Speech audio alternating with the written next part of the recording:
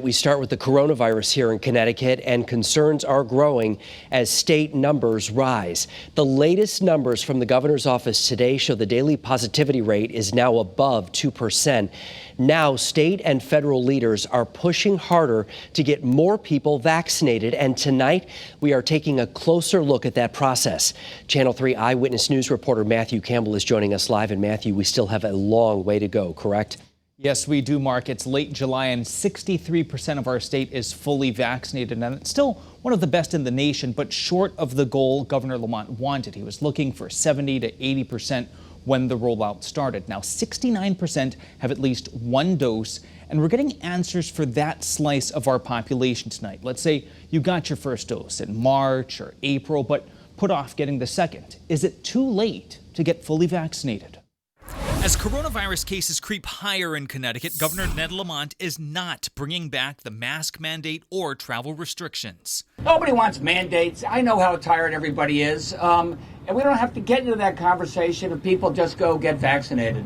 That's the message for now, even though 31% of our state remains unvaccinated. Take a look at this Google chart. It really shows that our vaccination efforts plateaued in early May. You can see it right here.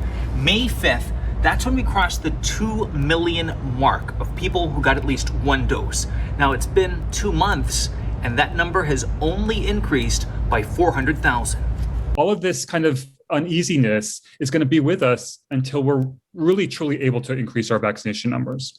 Professor Anthony Santella is the University of New Haven's COVID coordinator. He also teaches health administration and policy. We wanted to know if partially vaccinated people needed to start the process over if they got their first doses in March, April, or May. Santella says the vaccines provide flexibility. Even if you've waited longer than the 3 or 4 weeks from your first dose, they're going to get you that second dose.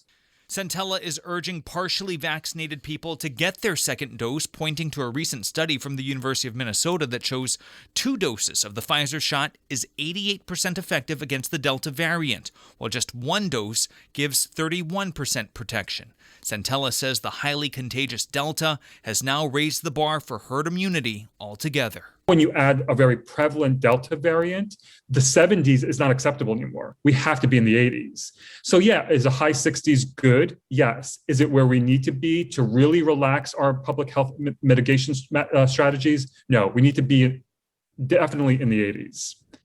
And based on the numbers, it's going to be a long road to 80%, and that's just here in Connecticut. Nationwide, 49% of our population is fully vaccinated. Live here in studio, Matthew Campbell, Channel 3 News.